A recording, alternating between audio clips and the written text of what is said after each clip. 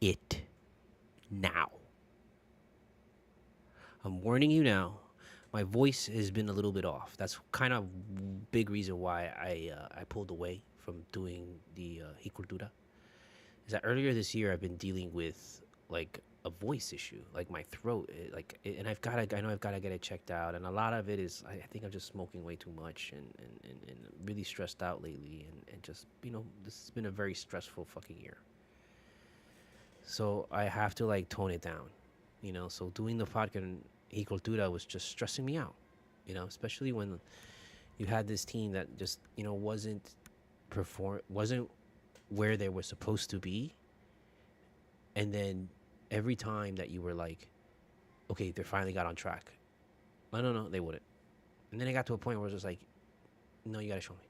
Before I even invest anything, you have to show me. And there were like plenty of times, even with 83, I was like, still really skeptical.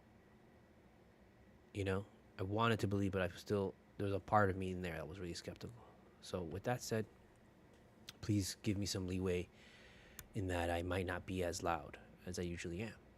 So, Heat Cultura, Heat Cultura, Heat Cultura, Heat Cultura, Heat Cultura, Heat Cultura, Heat Cultura, Heat Cultura, Heat Cultura, Heat Cultura, Heat Cultura. However you say it, that's how you say it. Now and forever, I don't make the rules. I just make the rules. I am Studio Mogura, Studio MOGURA, also known as the El Topo, also known as the ANICO. You can hit me up at the Cashapp, hit me up at the PayPal, donate. All donations go toward the making of my independent film, which is, we're back on track with that. The animated project is done. The animated pilot was completed last year. And I entered it in a bunch of contests in Tribeca and Sundance and all this shit. And again, get selected. It fucking got rejected by everybody. So I'm going to be premiering it online in October on Halloween. So look out for that. Check out my novel, Full Moon Nights, and my second novel, Hell in Heels. Both available on Amazon in paperback and in Kindle form. If you're a Kindle Unlimited person, or I think Amazon Prime also, you can get the books on your Kindle for free. So check that out. Check out my comic shop, OCTOTAKU.com. Nothing is for sale right now. I know there's stuff listings there. I mean, if you buy something, maybe whatever. But I honestly, nothing is for sale right now. I gotta go fix it. So it's just all for show. And then also check out my TeePublic, where you can buy my original T-shirt designs, and you're gonna get the official Heat Cultura T-shirt there. And then check out my Bandcamp with all my music and my catalog of tracks and albums dating back to 1999. Okay? I know this isn't like the usual Heat Cultura. I'm telling you right now, I'm already tired talking. And it's crazy. So you're going to have to bear with me, right? And I'm going to just try to keep it, not go fucking 18 with this shit, and keep it at 7. Okay? Because we've got issues right now. Major fucking issues. And it's not just the state of the team, the direction of the team, the mindset of the team. It's also very much the fan base, direction of the fan base, and how the media treats the Heat, and how it's just like, it doesn't feel like we're in control anymore. It feels like outside forces have taken control of the Miami Heat and are steering it in this fucked up direction. It really feels that way. And I'm going to be straight up, okay? I do not like Giannis Antetokounmpo. I've never liked him as a player. Can't judge him as a person. He seems like a decent guy. But at the same time, he also seems like somebody who I probably really wouldn't hang out with. I don't respect him as a player because we always used to beat him all the time. So I have made my mindset into looking at Giannis Antetokounmpo and assuming that he's worse than all of our players. And even throughout the time, even when he won the year that he won the MVP and he won the title, I've never respected him. I've always been like, no, we can beat him. And for a long time, Bam did always beat him. And so it's been difficult for me to all of a sudden just be like, oh my God, we're getting Giannis. This is great. because I've never liked him. I liked Ware. I was a humongous supporter and a big fan of Ware. I was a humongous supporter and big fan of Jaquez. I was a humongous supporter and huge fan of Hero. I liked that trio. I loved them around Bam, and I loved them around Bam with Davion Mitchell at the point. I thought that was an excellent future. I'm like, let's roll with that future, man. Let's go 10 years with these guys and see and just watch them get better and better and better. Let's just enjoy the ride. And it sucks living in today's time where everything is so hyper sensationalized. Everything is so like, I only love it like for 5 fucking seconds, and it's in the 5 seconds that I love it, it's the greatest fucking thing that ever happened in the history of mankind fucking kind. That is every fucking person's attitude, it seems. Especially the fucking Gen Zer. And I love my Gen Z people. You know, if you listen to this, I appreciate young people, and I know I was a young person once too, so I get it. And even as a young person, I always said I'm never gonna be a fucking hater of young people because it's, you know, all the old people hate us. So why the fuck would I get it, dude? But honestly, man, like, you're the first generation that has been proven to be less intelligent, and you're the first generation that is obviously have a really bad, like, your reading level has diminished. So we've got issues there already. So it's hard for me to just be like, yeah, let's listen to the young people, because the young people literally are backing a conservative party that is destroying the fucking planet. It's not how before where the young people supported like the good cause. Now the young people are like, I want to get rich quick. I want nothing but fame and notoriety. I don't want to work for it. I don't want to fucking do nothing. And I'm not even saying that like they're lazy, because we're all lazy at this point. At this point, every generation has gotten to the point where we don't want to work anymore. We don't want to fucking deal with this bullshit. So I'm not gonna hate them on for that, but I will hate them on for being fucking more stupid. Yeah, you got an issue there, bro. Okay. And you got an issue with the fascist shit, and you got an issue with the fucking Gen Z male population being fucking just weird about everything. Okay? So there's that. And that base online has completely taken over the Heat fan base. And it's just been so frustrating since Hero first got here to see him be included in trade talks from the very moment that he stepped onto the spotlight in the bubble. When he had that big game in the bubble, and he gave the snarl, and I was so like excited, because it was like, wow, we just found our next Dwayne Wade. We just found our guy that we're gonna fucking build around. And he's got a great name in Hero. And he shows up at the end in the fourth quarter. He's a fourth quarter guy. He's exactly the guy that you're supposed to give the ball last. But unfortunately, with Spo being the coach, if you're not Dwayne Wade, and if you're not LeBron James, or if you're not somebody that's been like crowned one of the top players in the league by the media, he's not gonna fucking believe in you in any kind of fucking way. He's not. He's gonna always feel it's like, oh, this is a team fucking thing, and you're not the number one guy, and you have to pass the fucking ball and play defense kind of bullshit. Like the old fucking 1920s fucking mentality. You know, like he's going to totally do that. He never once decided that, like, hey, when there's 2 minutes left in the game, give it to the guy whose last name is Hero. No, it then became about Bam being the leader. You know, because Bam, you know, is the guy, longest tenured guy here and all this kind of shit. And, oh, they put so much into Bam. And really what it is that, you know, when Bam first got here, it was either Bam or Whiteside. And Whiteside was the starter, and Whiteside was doing it with blocks. The only issue with Whiteside is that he had an attitude problem. He had a bad attitude problem, and he had an issue, like, you know, he was just a fucking big-ass kid. He was a big kid. That's all it was. And he needed, like, discipline. And Spo didn't want to discipline. Spo didn't want to waste any fucking time trying to fucking make him better, like a better person. Didn't want to waste any time. So, shipped him out of here. He stuck with Bam because Bam was quiet, level-headed. Bam was someone that they could mold. Bam was someone that didn't talk back. Bam was someone that, like, you know, he would show up and he would practice. He was a normal fucking guy. So they went with that guy.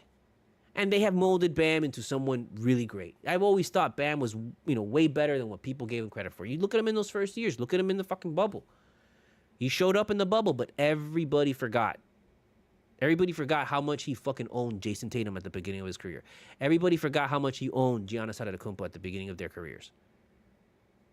And because, you know, we went with Jimmy, we brought Jimmy here instead of, like, you know, just riding back. No, we brought Jimmy here and it became Jimmy's team and we had to do whatever Jimmy fucking wanted. And look, Jimmy got us close, man. A couple times he got us close. I'm not gonna knock him. And then you can't hate on him because he got us there. But he didn't win it. He didn't win it. Nobody respects us showing up in the bubble in the finals. Nobody respects us getting beat by Denver, being the sacrifice to the fucking to Jokic. Nobody cares about that. But then in all that time, nobody's giving respect to Bam, even though Bam is showing him he's good. Never considered for Defensive Player of the Year once. 1 year he was considered truly for Defensive Player of the Year, but didn't win it. Who plays better defense than Bam? Not many fucking dudes. Why isn't Bam always in there? He should be always in there. But nope, now you got Wembanyama. So Wembanyama now is going to win Defensive Player of the Year for the rest of his career. And there's nothing Bam can do. Bam will literally have to, like, shut down every fucking person that plays again. Like, we'd have to shut out teams to get the attention of the fucking media to give Bam a Defensive Player of the Year nominee. That's where we're at now. But whatever. Bam goes and scores 83 against fucking the Wizards. And all of a sudden, he's a superstar. All of a sudden, oh, now Giannis is coming here. But you got rid of Hero, you got rid of Walquez, and you got rid of Ware. You got rid of 3 guys that are the foundations of a future fucking franchise for 1 year with Giannis. That's what you did. He's not signed for multiple years. And there's no way in hell that Giannis is going to sign mid-season. He's not going to extend his contract. He's not going to fucking do that if we don't win.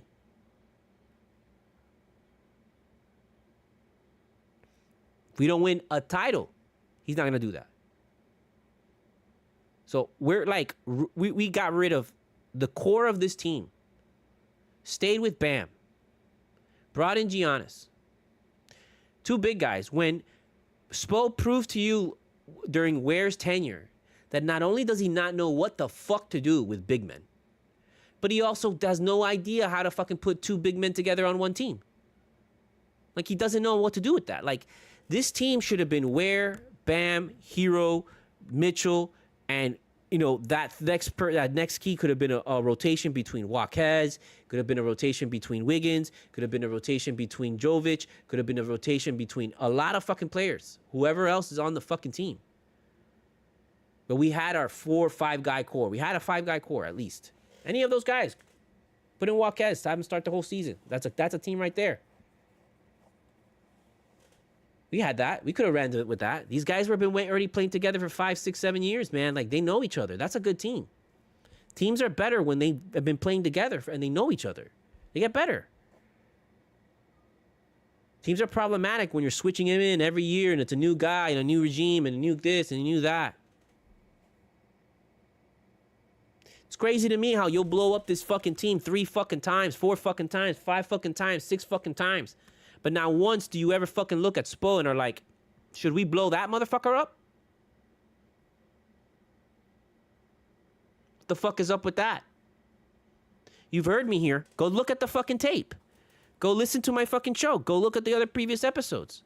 You'll see the frustration that I got with this fucking guy. I've wanted him gone already 2 fucking years. We should have gotten rid of Spo when he got into a fight with Jimmy. Should have gotten that was the key to get rid of Spo. Instead, we got rid of Strus. And we stayed with Duncan Robinson. Did you see Duncan Robinson on Detroit? Oh yeah, he was making a lot of threes, right? Did he make any of them when he was supposed to make them? Nope. He didn't make the ones that mattered. He missed those. He was still on his 9 points a game bullshit. That motherfucker should be, I've told you year in and year out that motherfucker should be 19 to 21 points a game. Not fucking 9 points a game. You guys are fucking doing backflips for Duncan Robinson doing 9 points a game. Get the fuck out of here with that guy.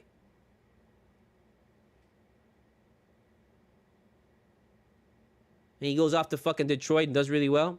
I knew that shit was going to crash at some point. You knew it too. So to prop his ass up at any point during the season was stupid. We all knew that Detroit was gonna fucking lose in the goddamn playoffs and crash and burn. We all knew it. And that's the shit that really fucks with the Heat. Because ever since the Heat went on that run with Butler, that they were the 8th seed and they fucking went all the way to the finals, that fucked with their heads. And ever since then, they haven't respected the regular season. And why should they? You just saw it. You saw the #1 fucking team that was kicking everybody's fucking ass throughout the season lose. Boom. Done. Not even fucking get past anybody. You saw Orlando that swept our ass. They got fucking dealt with. Fucking Knicks won the goddamn title this season. First in 50 fucking years. What the fuck is happening? I'm surprised blood didn't rain from the skies. I'm surprised the rivers and the oceans didn't turn red. I'm surprised hail didn't fall and burn in the fire and the entire fire like sky light up in flames. I'm surprised Jesus didn't show up in the fucking middle of goddamn Hialeah, fucking banging una pot and pan saying, "Hey, ya tiempo." Why did the rapture fucking happen and us not fucking notice? I'm happy for New York.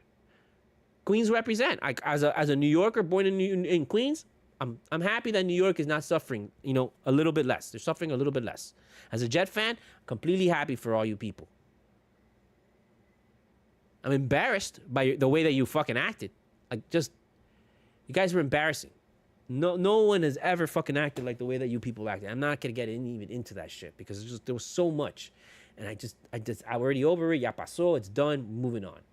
But you guys fucked up a lot of times, and that shouldn't be like that with New York. You guys shouldn't be fucking acting like the hood anymore. Like the hood is it's not existent anymore, bro. Come on. Even in a poor area, the hood, the idea, the construct of the hood, just stop it with that shit. Stop it with the fucking gangster mentality bullshit. Stop it with the ghetto mentality fucking bullshit. Just stop it. Please. It's 2026. When are you guys gonna let it go? Fucking you were lynching people. It's ridiculous. It was ridiculous. The entire city's been taken over by MAGA. Don't tell me no. Because if the entire city was not MAGA, all of that guy's properties would be gone. And they're not. You guys are so lucky to have Mamdani. Because he's bringing you all back to earth. And showing you all that you can be a good person. And being a good person is better. But Jesus Christ, you were embarrassing. And apparently that made everybody go fucking crazy. Because look what it did to Pat Riley. It made Pat Riley insane. Don't tell me the Knicks winning the fucking title did not make Pat Riley go insane. He went insane. He went insane, and he woke up one morning and he said, "Fuck it, I'm trading him. I'm trading him, and I'm getting Giannis."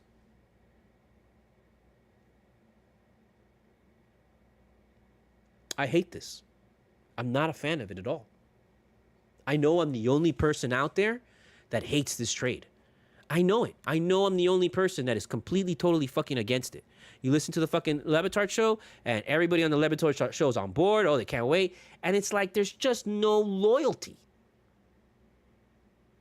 There's none. You guys are just all fake fans of everybody. Now you're fans of Giannis? So are you guys gonna fucking count down him at the free throw line? Or we're done with that? We're done with that, right? They're gonna do it to us now?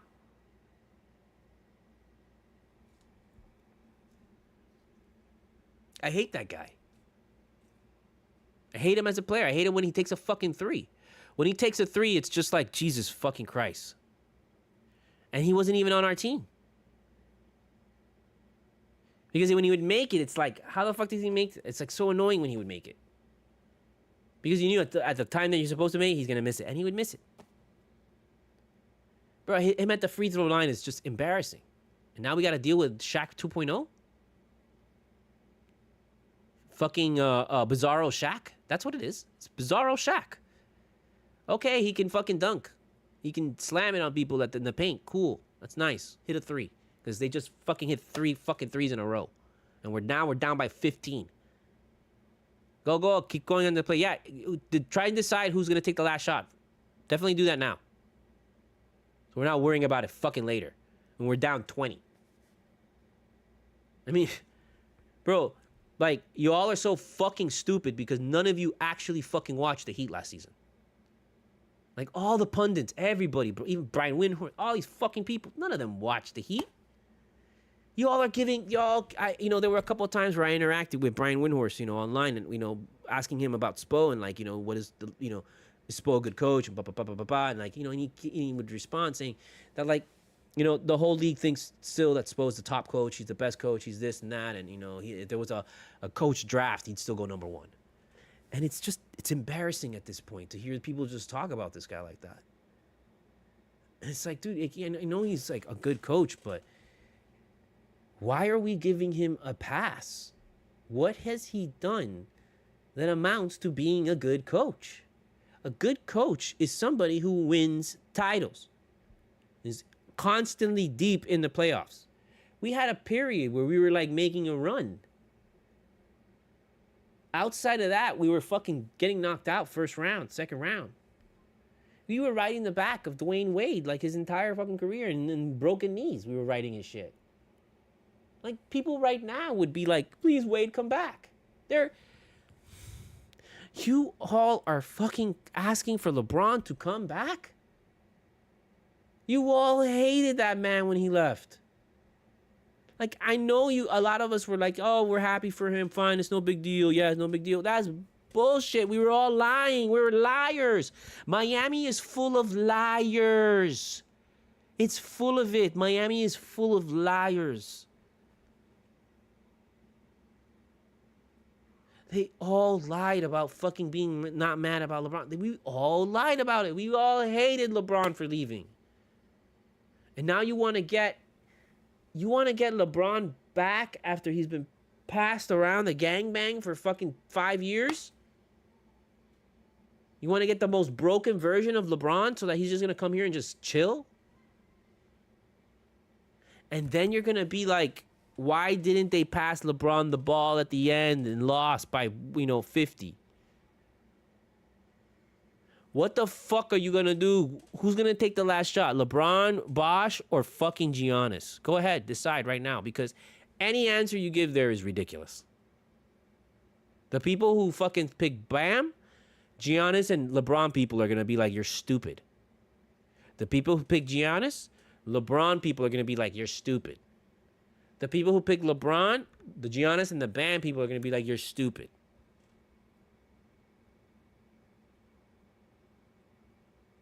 Look, okay. I do not hide that I am a Jets fan. You guys know it. This is my Heat personality, and then I try to keep my Jets personality out of it. But I'm going to tell you, man, one of the most heart-wrenching experiences I've ever had in my life, dude. I've had so many as a Jet fan. Like, it's just countless, bro. Countless times, man. Like, them missing the fucking kick against Pittsburgh in the playoffs fucking broke me. That shit broke me, dude. Okay? Broke me more than when they fucking lost the AFC title game, bro. The conference title game twice, 2 years in a row, which I was like, I knew we were going to lose against Peyton Manning. It was too good to be true to be the Jets knocking on the fucking door to play a Super Bowl in Miami, in the city that I lived in. Where the job that I worked at would have allowed me to be behind the scenes of the Super Bowl. Because when that Super Bowl year, I was working at the Miami Beach Convention Center, and that's where they had Radio Row. So I would have been experiencing that. I experienced that, but I experienced it with, the Colts and shit and the Bears. It would have been with the Jets and the Bears. I mean, it was just lining up for me, and I was like, this is just too good it's just too good. And so I knew it was going to be like, no, it's not. It's going to be Peyton Manning in the end, dude. And it was. And somehow it was heart-wrenching, but I was somehow fine with it. It was like, whatever.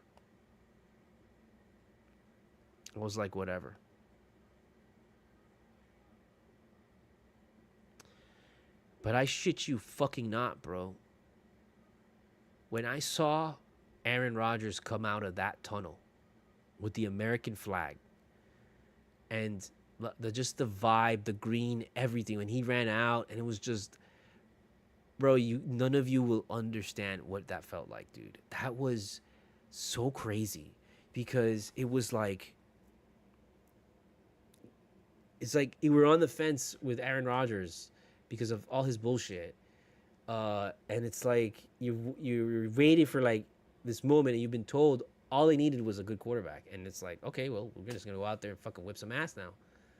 And he comes out there, and nobody expected him to come out with the American flag, and there was a lot of shit going down at that time. There was just a lot of shit, and then when he came out with the flag, it just felt like a moment of like maybe things are gonna get better. Maybe we are gonna fucking just kind of chill the fuck out, and things are gonna get better as not only as a sports fan but also as a country. It really fucking felt that way when we saw. I hate Aaron Rodgers and all his stupid fucking anti-vax and all this bullshit. It was like there was a moment where I liked him, I thought he was cool, then he revealed himself to be a weirdo, and it's just like, dude, you know, whatever, bro, do whatever the fuck you want, just leave me out of it. But when he came out with the flag, it was just like, it felt so good. And it felt like, oh man, this is like unbelievable. And then his Achilles exploded on the fucking field in front of everybody. And like, it still hurts just to even, I've tried not to picture it. I'm just trying to talk to you about it and not see it in my mind, but it just flashes back in my mind, and it's so unbelievable sometimes that happened, because the entire stadium was expecting that to happen. I was expecting that to happen. I was expecting him to come out of the tunnel and trip on a fucking ant and die. Like, so, you knew, like, it just felt too good to be true. It felt too good to be true. Mm-hmm. Even Katniss agrees. You know? And,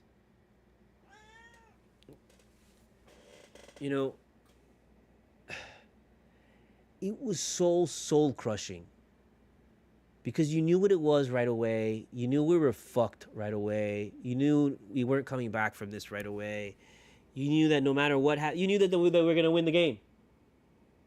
You know? That was a fucking really funny thing about it all. Was that he went down, and immediately one of the first things that came to my mind was like, I bet you they win the fucking game now. And it was like, it was insane, man. And it was so, it was like Indiana Jones in the Temple of fucking Doom, when the fucking that guy, when he fucking literally rips the heart out of the other guy, it was that. And then after he ripped the fucking heart, you know, the you in the fucking little cage falling toward the fucking fire, while and then the fucking heart in his hand like bursting into flames, like that whole sequence was the fucking season. Okay, so that's what I fucking went through. And I'm going to be completely honest with you, and I'm sorry if I fuck up the vibe. I smell that shit now with the heat. There's been moments of you smell something, you taste something, you hear something, you see something, and I'm immediately transported to the same fucking moments right before Aaron Rodgers stepped onto that field with a fucking American flag. The same exact vibe, same exact tone, same exact thing. And I'm like, man, I hope I'm wrong. I hope I'm wrong. Yeah, sure. Prove me the fuck wrong. Go, win a title. Because that's how you prove me fucking wrong, you know?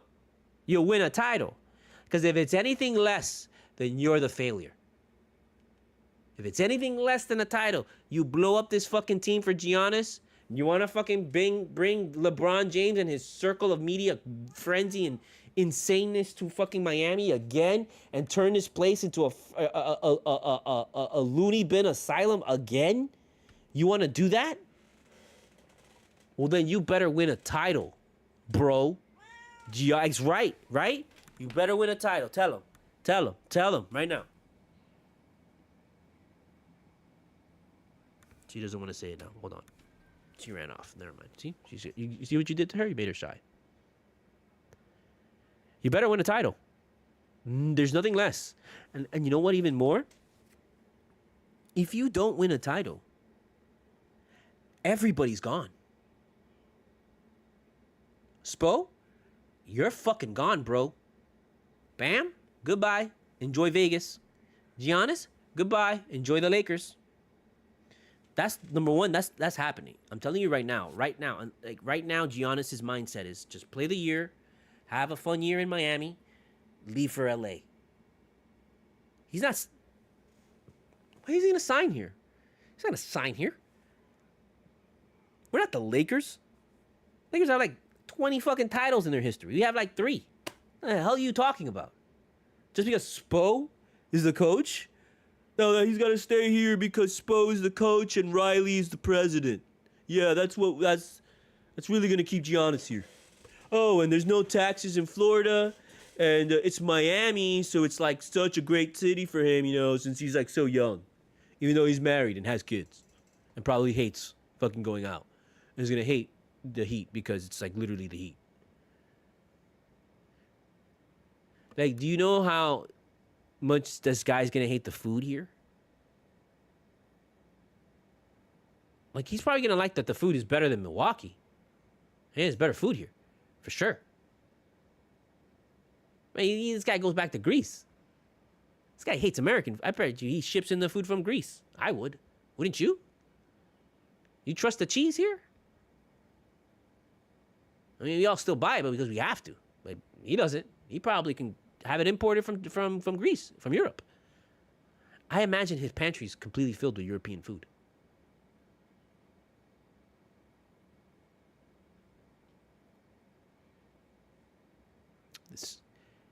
I hope this works out. It'll be fun, sure, they'll win games, but you know what? I'm not gonna hold back with this team. I'm gonna judge them the entire fucking way, man, because this is bullshit. The way that they're fucking, you know, turning into like just something that they're not. You know, just turning into something that they're not at all. They're not this team. They're not this team at all, you know, and it's just like, it's really frustrating because this is what I feel and what I see. I'm like, this isn't the Heat team. This is the Bam doesn't behave like this, you know? Like, Bam doesn't behave like this. When have you seen Bam behave like this? When?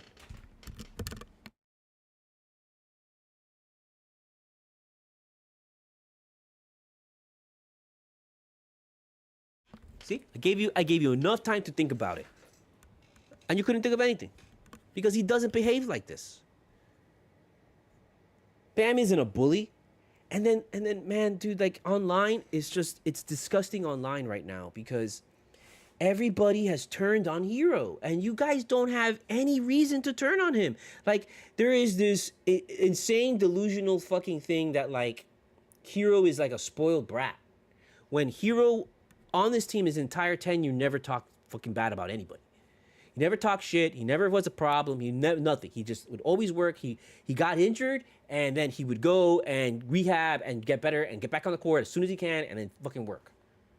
That's what he would do.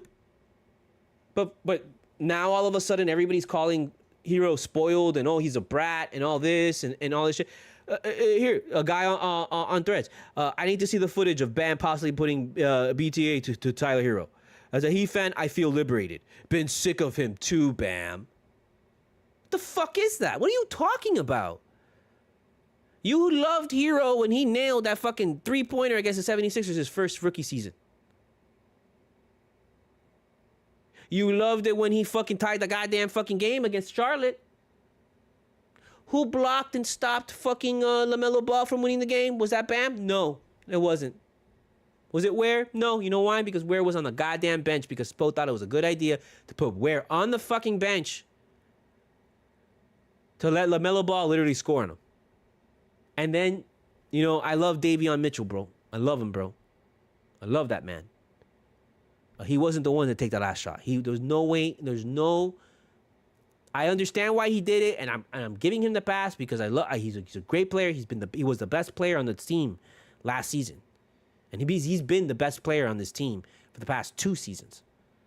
And I'm gonna give him that pass, but he should not have taken that last shot. That shot should have either been Bam or should have been Hero, and it should have been Hero. Should have made a play for Hero, but Spo doesn't give a shit. Spo. I wouldn't be surprised if you guys go and bring back Duncan Robinson because Spo's like addicted to the freaking to Duncan Robinson. I don't know what the fuck is wrong with him. You know, and then you're better off getting rid of everybody else on this team but Waquez, Ware, and Hero. Should have gotten rid of Jovic. Should have gotten rid of fucking Pelle Larson. Should have gotten rid of Drew Smith. Should have gotten rid of everybody on that thing. And then you know what's even more disappointing, bro? That really pisses me off is that we let Cashapp Johnson walk. Cashapp Johnson has the potential to be one of the top players in the fucking league if someone would just give him a chance. If someone would just give Cashapp Johnson fucking minutes, he would dominate, bro. Every time after the All-Star, after he won the fucking dunk contest last season, every time he got onto the court and he was given minutes, he would dominate. He would dominate. Look at the fucking tape, bro. Stop being a fucking asshole and just go back and look at the tape. Go back and look at all the games on the NBA, high HD site. Go ahead. Go back on the game replays. And go look at all the fucking games that Cashapp Johnson played after the All-Star break. It's not a lot. There's only like 2 or 3 games that he got I think he actually got like starter type minutes that he was playing a lot. And for the most part, it was just, they would put him in at the end of games when they were either losing or winning. But in those moments that he got, the time that he would play, he would dominate. He would constantly score. He was the first one scoring, or he scored the last 3 points, some shit like that, the last 3 or 4 times. He would always play to like nonstop, like just 300%. And in the game that he actually got good minutes in the third quarter, fourth quarter, we won those games. And we let him walk. Spo, I've been saying this a lot. Spo left at least 10 games on the fucking table. We had 10 losses, 100%, because he sat Ware in the fourth. Because he sat Ware in the second half. Ware would have like a decent fucking first half and be like, okay, or he would make one mistake in the first half. And then if he would make one mistake, Spo would not play him again. And that is just so frustrating with Spo. Because he acts like everybody else on that team is literally Steph Curry. So nobody else can holding Ware to this ridiculous standard while everybody else on the fucking team was sucking dick was so insane. And Spo has done this multiple times. He did this with Yurtseven. When we had Yurtseven, Yurt was really good. Yurt was a great big man. Great big man. A lot of potential in Yurt.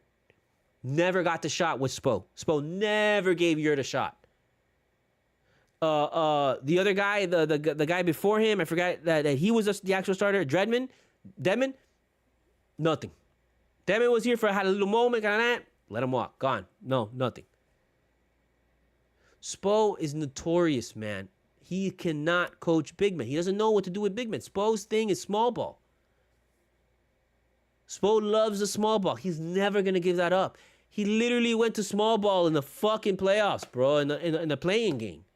He was going to small ball a ton at the end of the season because he didn't know how to fucking put Ware and Bam together. And it's not even about not knowing about putting Ware and Bam together. Spo is so old fucking school that he's constantly thinking about injuries. And his main primary reason of not putting them together is like, I can't risk having them play together and then one of them getting injured. And that's ridiculous. That's ridiculous.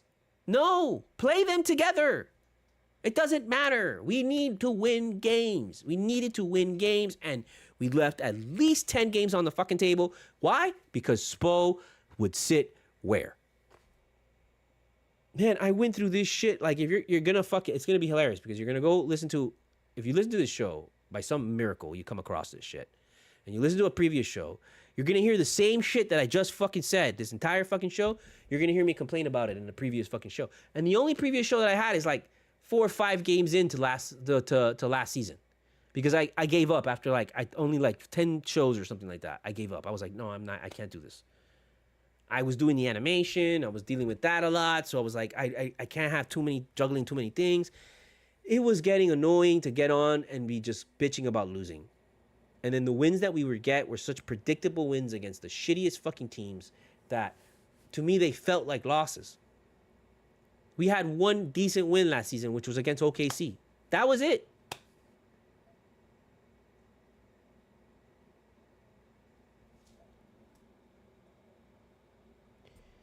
If we don't fucking run the goddamn fucking table next season, motherfuckers gotta go. Plain and simple. I'm sorry. I hate to hurt your feelings, but that's the reality. Okay? The reality is motherfuckers gotta go. Motherfuckers gots to go. Okay? They gotta go. I don't know what else to tell you, man. Because, I mean, I don't know what else to tell you. I really don't know what else to tell you, because we have to have a standard on this team. And there doesn't feel like there's a standard on this team. Now it feels like we're scrambling and reaching for whatever the fuck we can in the middle of the dark. And it's like, dude, it's not dark because the lights are out. It's not dark because the curtains are down. It's not dark because it's night. It's dark because you're fucking blind.